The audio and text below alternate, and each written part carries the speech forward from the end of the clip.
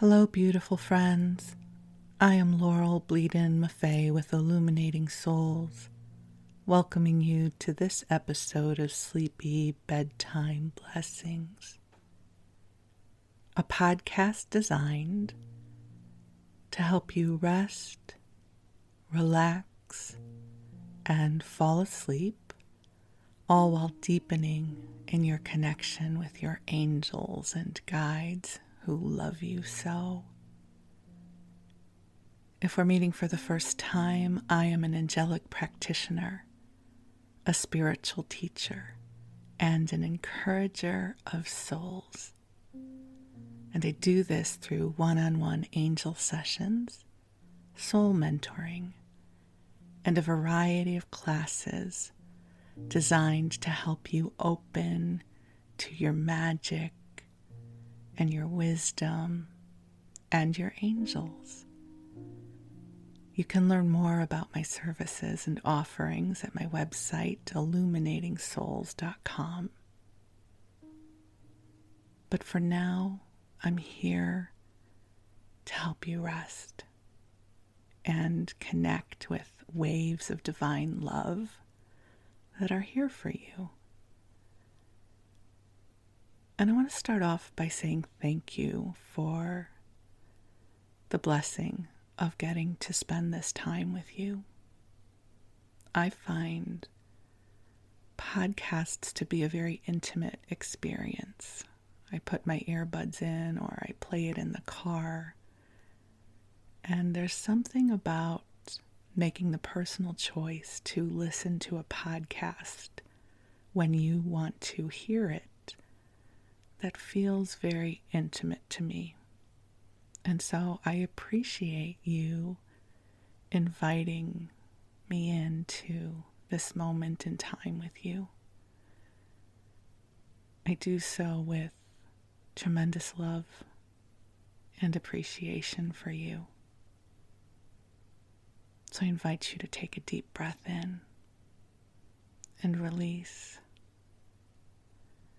And my hope is that this podcast is helping you to find your center, to help you feel replenished and nurtured.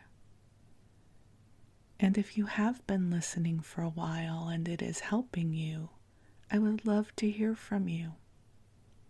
It's always a blessing to know how this podcast is rippling into the world.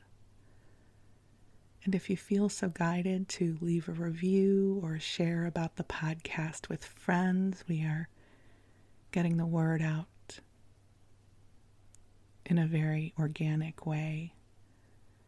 And so any ripple you bring forward that helps spread the word about the podcast is greatly appreciated.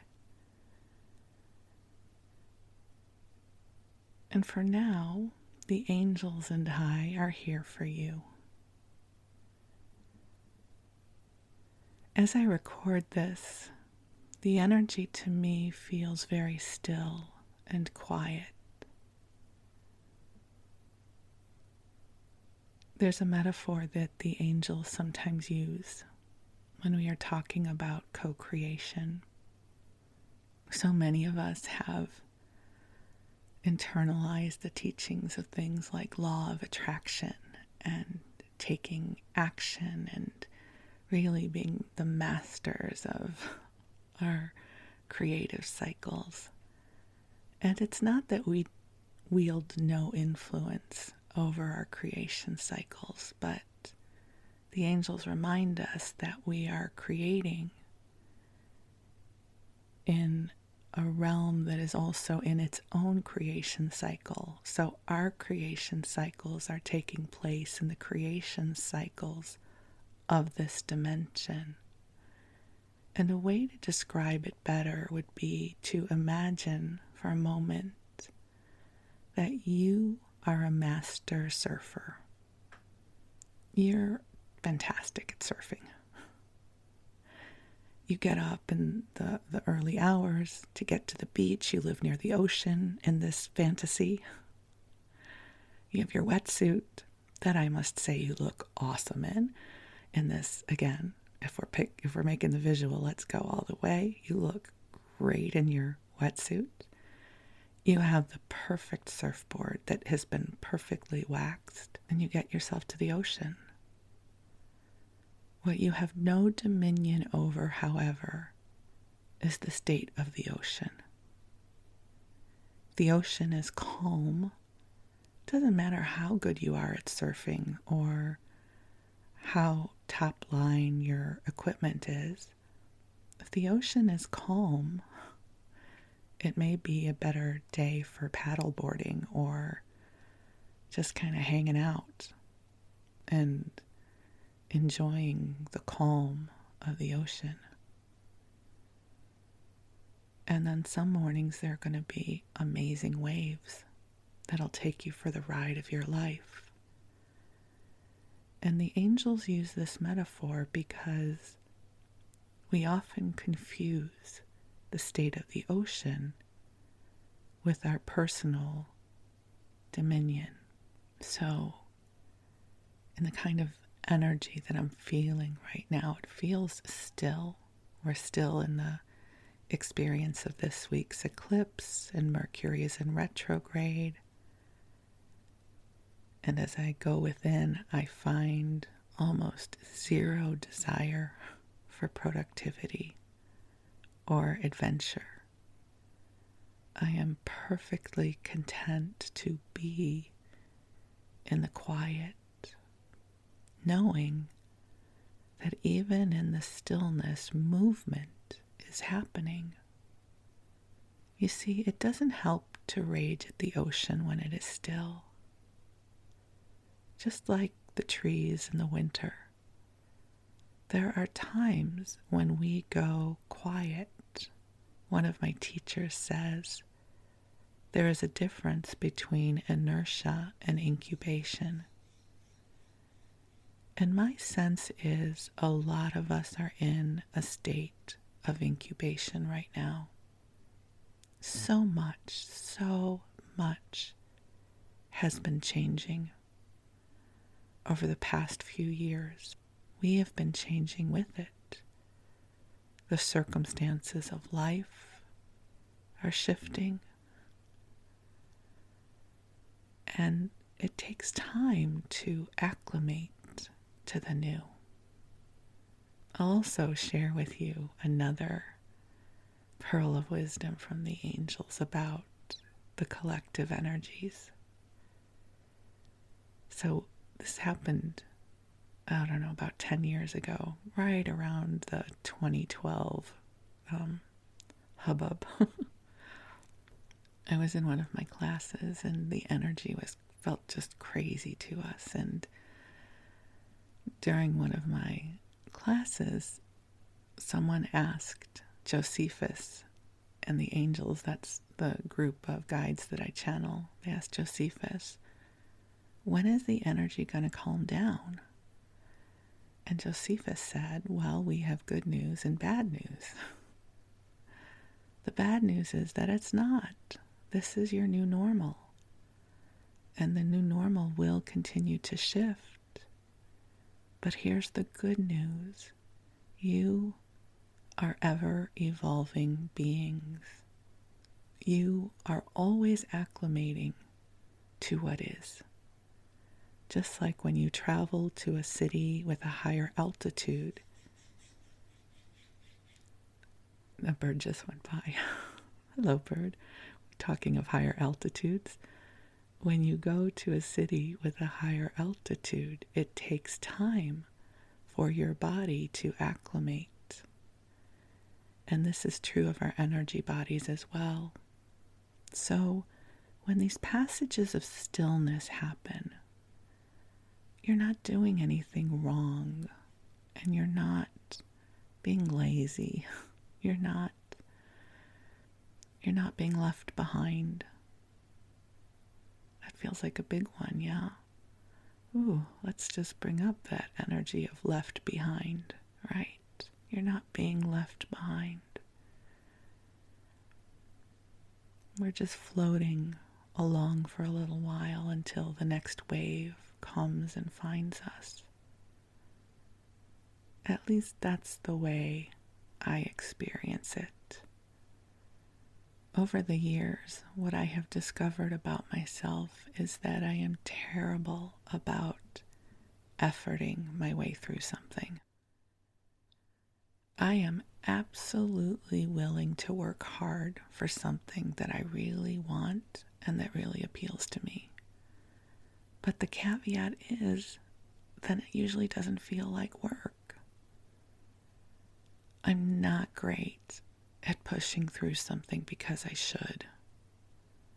I've always been stubborn that way. So when the energy is still, even when I desire movement, I have learned to just sit in it, because somewhere beyond my linear perception of events, movement is taking place. And actually, I'm going to be weaving this into tonight's story for you.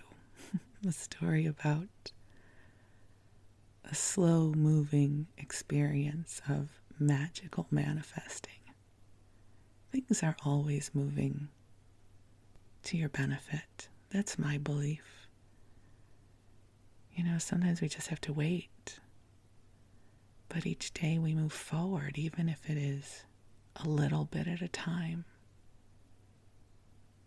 I'll share one other story. Quick, this isn't the story. This is just following this line of energy of stillness. Many years ago, I was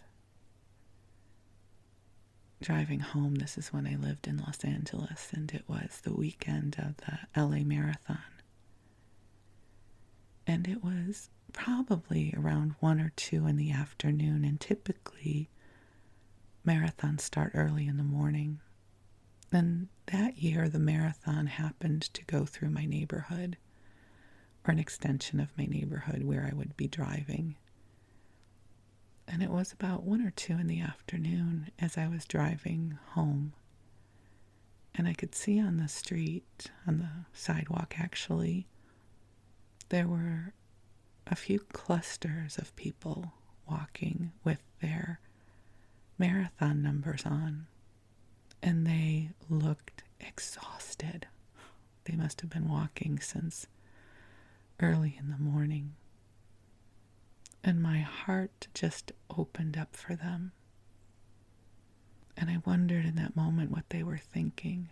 Were they thinking, I am awesome that I have been walking this far for this long? Or were they feeling sad because it was so hard for them, right? That they hadn't yet gotten close to the finish line. And that really stuck with me.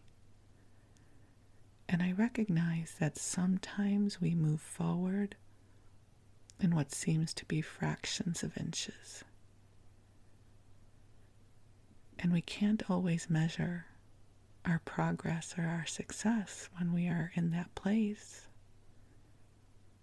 We cannot always judge our progress based on external milestones.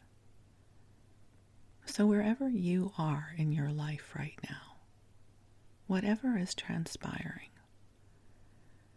whether you have super high energy and are being very productive, or maybe you've got nothing left in your tank, trust that the angels know what's happening for you right now. They get it. They love you, and they're team you. And the thing about angels is they help bring you energy.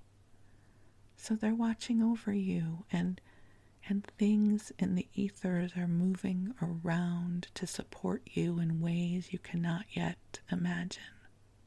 That your hopes and your dreams and your prayers are being received in the heart of God. And movement is happening even when it seems like the waters are still. I promise this is what is happening. So beautiful when you take a deep breath in, if you so desire. I don't mean to sound so directive. It's an invitation to take your deep breath in and let your body receive, and then just release whatever is here to be released in this moment. Just let it go. Let it out. Give it to the angels and to God. And feel the love coming to you. And the angels are already here, but I have not officially invited them in, and I always love this part. I'm a girl who loves ritual, so let's do that now.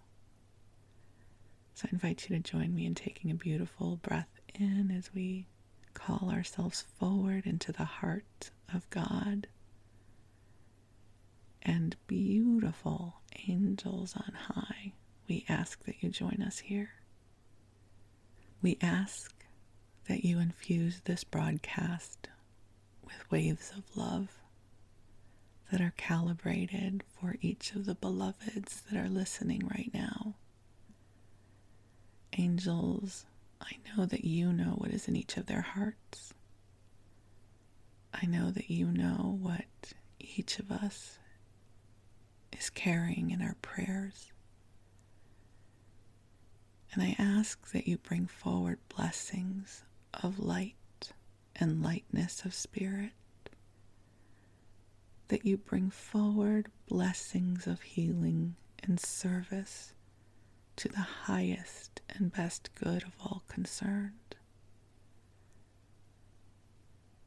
I ask that you bring forward peace of heart, knowing that we are walking this path that is paved with love, knowing that we are not alone in this journey, and that you, beautiful angels, carry us in your hearts and prayers through every single breath of our lives. And dear ones, just take a nice deep breath in and allow your body. Hello, beautiful friends. I am Laurel Bleadon-Maffei with Illuminating Souls, bringing you this episode of Sleepy Bedtime Blessings, a podcast designed to help you rest, relax, and fall asleep. To relax as a wave of relaxation pours over you, allowing yourself to go deeper into the pillow of love the angels are cultivating for you. So much love is flowing through right now. Allow it to reach the deepest parts of your being.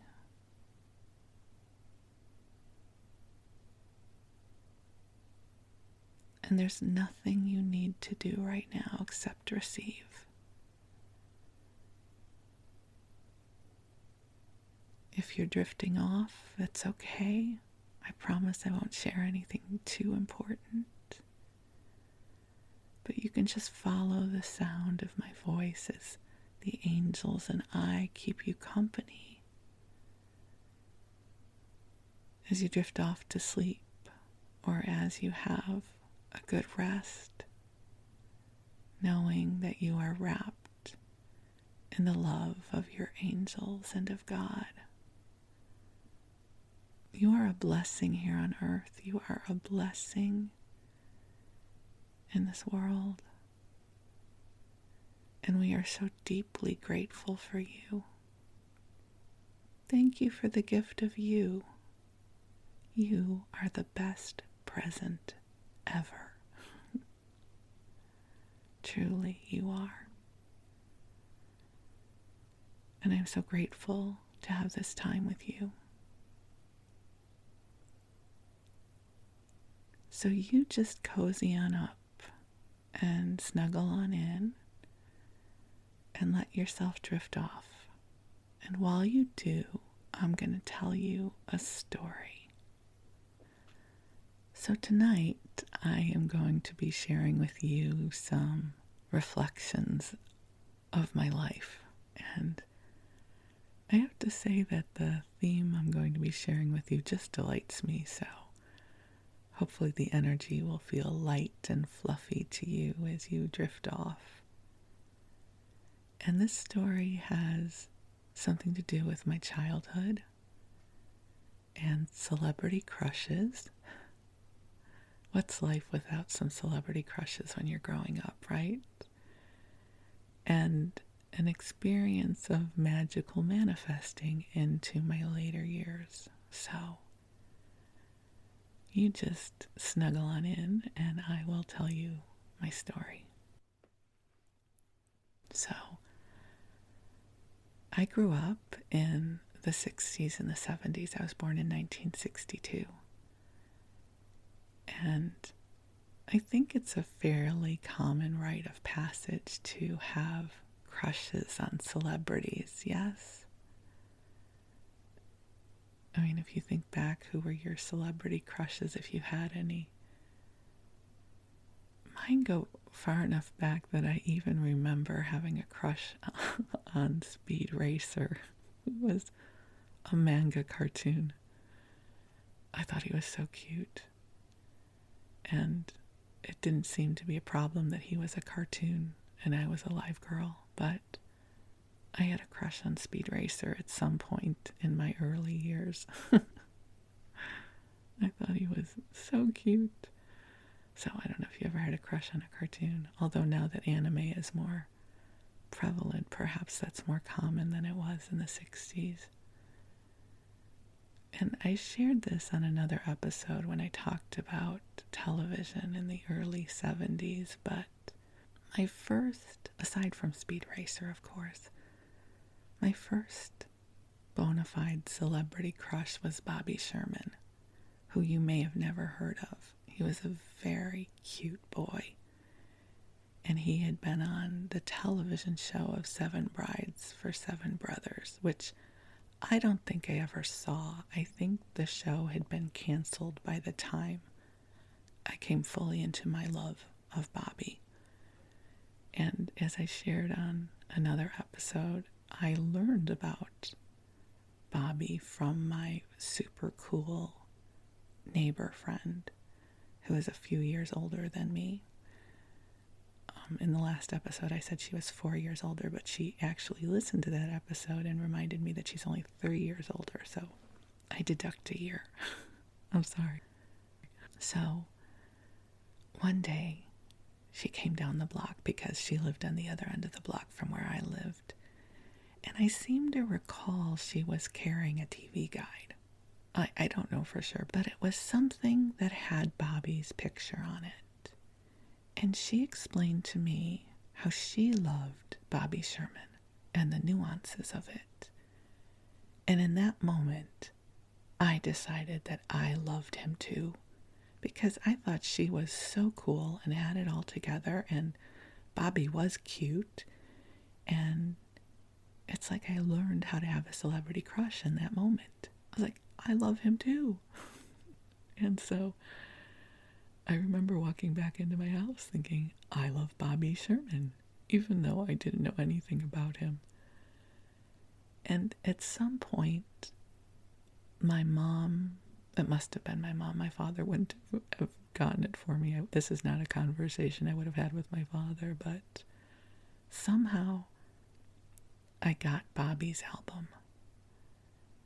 And the album was just a close-up of his face and his big blue eyes. I think they were blue. In my imagination, they're blue. And his very cool feathered hair, because remember, it's like the 60s and 70s. And I would play his album on my record player. Now, if you grew up in that generation, you may have had a portable record player that was in your bedroom as well. It was the kind that could also play 45s if you would put that little plastic dongle in the middle of a 45. But this was an album, so I didn't need the dongle. And I would listen to his album while I stared into his picture. And he would sing, Julie, Julie, Julie, do you love me? It was such a deep song, right? And I would wish, and imagine that I could meet Bobby Sherman, that I could talk to him, that he would call me on the phone, and that I could meet him. That was probably as rich as my fantasies got at that moment, because I was 8 years old, right? They didn't get much deeper than that, other than I wanted to meet him, I wanted to talk to him, I wanted him to know me, right? So throughout my life, I have always reflected that Bobby Sherman was the first man I ever loved. And truly, I loved him. And that was also the era of Tiger Beat magazine. I don't know how many of you remember Tiger Beat. And there still must be some variation of that, I'm sure, although now that everything is online, perhaps Instagram is just that version of Tiger Beat come to life. But back then, our teen idols were carefully packaged for our consumption. They were these glossy magazines. It was Tiger Beat and Teen Beat, I seem to recall. And there would be these very, very cute boys with feathered hair. They had to have long feathered hair because, again, the 60s and 70s. And their PR packages were perfect, right? And written for the audience of young girls. So no political beliefs or anything like that. You know, it's like, whatever they would say, I don't remember, but I'm making this up. Bobby likes to have oatmeal for breakfast. Whatever that would be. And we just would eat these things up. We would get them. I remember there was a magazine shop. Back when they had magazine shops, you guys remember those? Where they would have every kind of magazine ever, and they would have comic books. There was one in Evanston, I remember. I grew up in Skokie, and we would go there, and it seemed like hours. I don't know that either of my parents would let us shop for hours. Maybe they let us shop for 20 minutes. It seemed like hours to me. And we would go through the teen magazines to see which had the cutest pictures. And then we would also get Archie comic books and Richie Rich and Mad Magazine and all of those things that we consumed back then. I'm just pausing for a minute over the joy of a magazine store when I was younger. God, those were wonderful, weren't they? Okay, so we'll keep going though with the celebrity teenage crushes. So my sister and I always had to share the magazines. My mother was not going to buy 2 copies of Tiger Beat. So my sister loved David Cassidy. I loved Bobby Sherman. So we had an agreement. My sister got David, I got Bobby, and the other big teen idol at the time was Donny Osmond. And so we split Donny.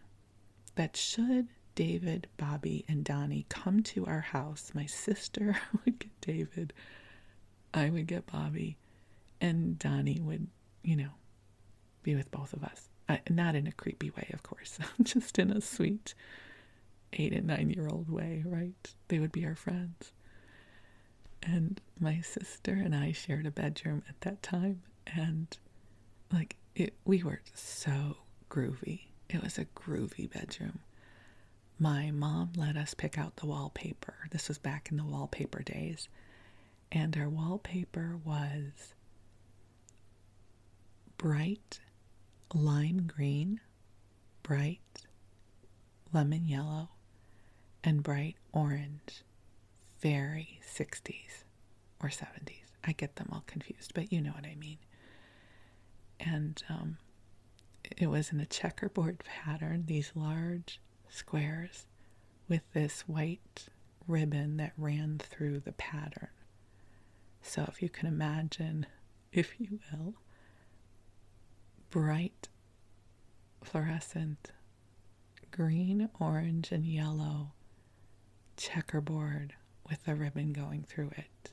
And we loved it. Oh, and it was vinyl, so it was shiny. It was this shiny wallpaper that we loved. It was so on trend at that time.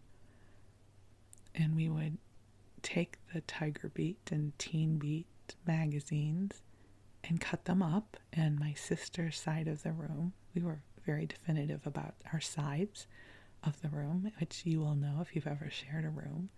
Your area is sacred, yes. And she would tape up pictures of David on her side, and I had pictures of Bobby on my side, and then Donnie could be on either one of our sides. Those were our rules. Did you ever make up rules like that if you had a sibling, right? It's like you have your own code of honor, your own code of ethics of how things are supposed to work. And, as the years went on, tastes would change. I think my last schoolgirl celebrity crush was Sean Cassidy, because the Hardy Boys, yes. And the Do Run Run, which was the song that he sang, which was actually a classic song, but he brought it back out. And yes, I did go to a Sean Cassidy concert. So there you go. So I think Sean Cassidy was my last official teenage celebrity crush.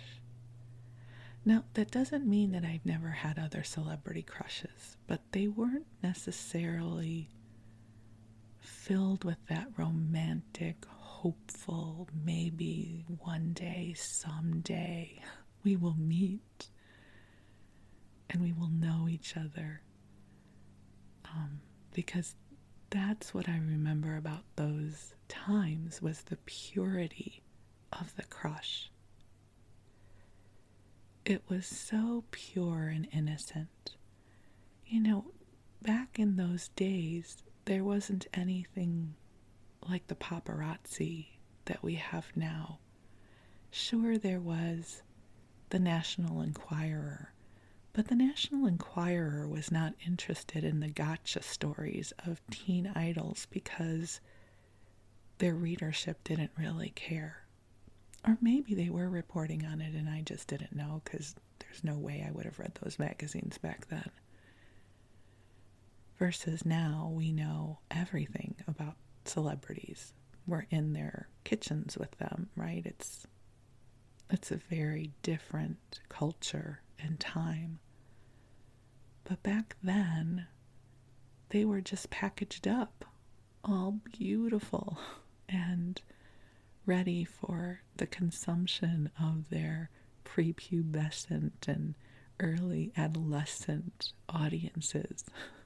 So they, I'm sure there were articles like, what kind of girl does Bobby like? They would never have said, what kind of woman does Bobby like? Right? And unfortunately, I don't think any of the celebrities ever interviewed said, you know what? I really like chubby, curly-haired, red-headed, blue-eyed girls from Skokie. It would usually be something like, I like girls who are sweet and fun and love their parents or something. There would be some sort of really trite answer.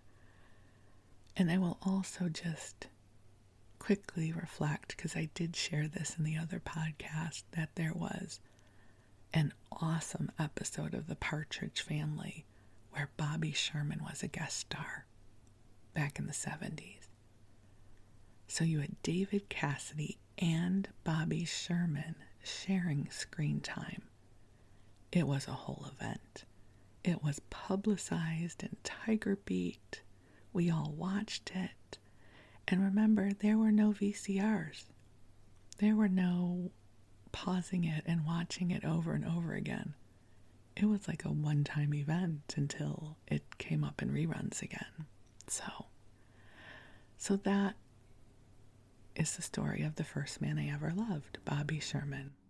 But wait, there's more. So fast forward now. It's now, I don't know, maybe somewhere in the late 1980s, early 1990s. And I was working for a home video company. And the owner of the company was someone who had popularity in the 60s. And I'm not going to share with you who he is right now, because that'll probably be a story for another day. He can't just be a sideline in my Bobby Sherman story, so I'm just going to kind of gloss over that. Just bear with me, and we'll get back to that another time. But he knew a lot of people in the entertainment industry, and I was his assistant. And I knew that he knew Bobby Sherman. I hadn't really thought much about it. It's not as if I was all giggly that he knew Bobby Sherman. I just, somehow it came up, and I was like, oh, that's kind of cool. And then one day, my friend Bill, who was on the phones, it must have been the lunch hour or something, and he was manning the phones, and where my desk was situated, I could see the receptionist desk. So Bill and I could see each other. And Bill answers the phone, and then he buzzes my line, and he says, Laurel, Bobby Sherman's on the phone for, and then he said my boss's name. And that moment, something cracked open for me, and I looked at him, and I said something along the lines of, get the F out. Like, are you kidding me? Wait, what? That was, and he looked at me like I'm crazy. What's your problem? And he laughed. He goes, Bobby Sherman's on the phone for my boss. And I was like, okay. And I took the deepest breath, and I was very professional, and I said, so-and-so's office, how can I help you? And he said something along the lines of, hi, this is Bobby Sherman calling for so-and-so. Is he available? And I said something like, you know what? I'm afraid he's out of the office. Can I take a message and have him call you back? I was very professional. And then I wrote down Bobby's name on one of those phone log books. Do you remember the ones that were, had two, it was like a carbon copy, right? And it was the pink, phone message books where there were usually 4 slips on a page, and you would write down the name and the phone number on the piece of paper and then hand one to your boss, and then you would have the copy in your book. So I wrote down Bobby Sherman and Bobby's phone number and hung up. And my friend is like, what just happened? I said, you don't understand. That was Bobby Sherman, the first man I ever loved. And there was something about that moment. By that point, I hadn't gone through my awakening yet, but I had been delving into the New Age and metaphysics and Louise Hay. And somehow I recognized that in that moment, the dream of my 8-year-old girl had just come true, some 20-something years later. That I just talked to Bobby Sherman on the phone. And how did that really happen? Like, there was something about the serendipity of that moment. And even though Bobby wasn't calling for me, that somehow the portals of my life aligned so that 20-something years later, I would get to talk to Bobby on the phone. So when my boss came in, I said to him, Bobby called for you. And he said, oh, thank you. And I said, just so you know, he was the first man I ever loved. And that was really cool for my 8-year-old self to be able to talk to him. And my boss looked at me. He had a Texas accent. He's like, oh, Laurel, I am so embarrassed for you. I said, I know, me too, but isn't that the best story ever? And we both laughed. So that was part of my my joyful story of manifestation. But wait, there's more. So Bobby was friends with my boss and one of their other friends. And so, every once in a while he would call, and at some point I moved on from being my boss's assistant to going into the marketing department, which is a whole other story. But many years later, not many, maybe 3 or 4, I don't know. It felt later. I worked for that company until the end of 92, so maybe it was 90 or 91. We had a Christmas party for the company, and Bobby was invited, because, different people would get invited to the parties. And listen, I had been in the entertainment industry long enough to know that you do not make a fuss about people, especially if they're there on their personal time. If you're meeting a celebrity at a movie premiere, not that I ever went to movie premieres, but I mean, there are times when it's appropriate to let a celebrity know that, I'm so excited to meet you and your work means a lot to me. But it's something like a corporate Christmas party. It's not a cool thing if I'm an employee of the company, if someone recognizable is there in a personal capacity. That is not the time nor space to gush over them. It's just inappropriate. All of these subtle rules about the entertainment industry, but it's understandable because they're human beings and they want to just go and, live their lives just like the rest of us. So my good friends at the company, though, knew my Bobby story. And there was some alcohol involved. It was a Christmas party and we had some cocktails. So my friend Laurel, who's this bright, beautiful person, said to me, Laurel, you have to introduce yourself to Bobby and tell him your story. And I said, oh no. That is not going to happen. It's not appropriate. And no, not going to happen. And of course, she didn't listen to me because she was a good friend and she was not going to allow me to miss out on my opportunity to meet Bobby and tell him of my love of him. Because even though I once spoke to him on the phone, I had never met him as Laurel. I had only spoken to him as my boss's assistant, which is not the same thing. So I watch horrified as Laurel goes up to Bobby and says, can my friend Laurel come and say hi to you? You were the first man she ever loved when she was 8 years old, or something like that. And Bobby, who truly is one of the nicest people ever. Now, you hear all kinds of things about in the entertainment industry, and the only thing I ever heard about him was how kind he was. And he, of course, could not have been kinder.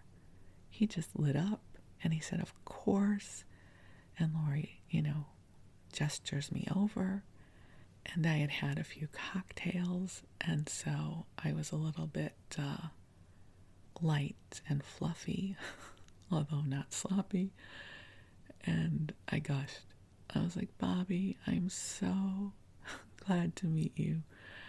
I'm sure you must hear this a lot, but I was 8 years old, and you were the first man I ever loved. And I used to listen to your song, Julie, Julie, Julie, do you love me? as I stared at your album, and it was super cool that 20 something years later I would finally get to talk to you. So my little 8-year-old girl is very happy right now. And he could not have been nicer about it. Truly gracious. And I have a picture with Bobby at the party. So Bobby, I think my cousin, and our friend Lori might have been in it as well. I'll post it on my Facebook page. Just go to Illuminating Souls on Facebook and I'll post the picture so you can see it. And so it's one of these cool, slow manifesting stories that I think about how when we talk about how even in stillness there is motion, that I think there's something profoundly magical that my 8-year-old self put this dream out into the world. And it would take a little bit over 20 years, but that dream would come true. And not because I efforted into it, right? It's not like I wrote to him and stalked him or went to one of his fan events. I don't even know if he does them, but that serendipity, right? Just those cool molecules of co-creation and magical manifesting came together to recognize one of my sweet dreams. And that delights my heart so much I can't even tell you that somehow it happened. That my friend on the phones would look over and say, Laurel, Bobby Sherman is calling. Those words, right? Laurel, Bobby Sherman's calling. How I had dreamed of that moment, and there it was.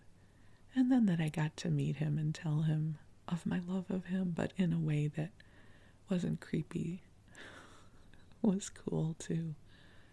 And so thank you for letting me share with you about my Bobby Sherman story, the first man I ever loved, and who I would absolutely get to meet at one point, and that he would be kind about it. That's just very sweet. And so I just invite you to contemplate who were your celebrity crushes when you were growing up. You know, they hold this very sweet, chaste place, I think, in our hearts. At least for me, they did, you know. It was a time of such innocence. You know, we didn't have the internet back then, so all we knew was what was really presented to us on television or in the magazines. And so it was very sweet. And I'll always just be grateful for the delight that line of energy brought me. And I've had many other experiences, you know, that bring me delight that happen years later. You know, when you think something has gone dormant or something is in stillness, all of a sudden, it's like the seed germinating, you know, and it cracks open and the line of energy is there again. The invitation comes forward again.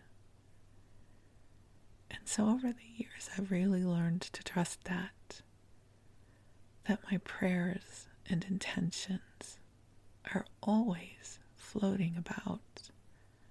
They are doing what they do, even if I am unaware of it. And that moments of serendipity and awesomeness are being woven on our behalf. It's like the surfer at the edge of the ocean. Some days the waves are awesome and you get the ride of your life. And other days you may just float.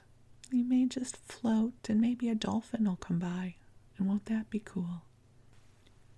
We don't always have to be in the driver's seat when it comes to manifestation. Sometimes we get to just sit back and know that across the timeline of our life, or lifetimes, many seeds have been planted. And there will always be something that will show up and brighten our day or week or month or life. This Bobby Sherman story has given me a lot of mileage over the years. And I love being able to look back at my life and see all of those God moments. Those moments when something special happened. Not because I pushed so hard or forced it into being, but because I just happened to be where I was supposed to be in that moment. And something divine took place. Yes. It's like how you meet someone because you happen to be at the right place at the right time. Those moments happen to all of us. And I love to live my life open to those experiences because we can't make them happen, can't force them, but they exist for all of us. It's like finding the penny on the ground. It just happens when it's supposed to. So here's to the magic that is present on your timeline as well. Because here is what I know. If it is present on my timeline, it is present on yours. So here's to dreams coming true, even if it takes decades. Here's to experiences that will delight your spirit and warm your heart. You are a magical, beautiful being of light, and there is such goodness here for you. Trust that with the kind of knowingness in which you trust that the sun will come up tomorrow. And I will not start singing the song because hopefully you're asleep by now, or drifting off, or you can queue up another episode and I will ramble some more in your ear. So know this, know that the angels and I love you, and that we appreciate you, and that we are sending out prayers for you to have a good rest, and that magic visits upon your doorstep soon in a way that will delight you and make you giggle and make you say, oh, that's what Laurel was talking about. And if one of those moments shows up, feel free to share it with me. I love those kinds of moments. So all right, my sweet ones, you rest well. Know that you are loved. And I am deeply grateful for you. Sweet dreams. Thank you.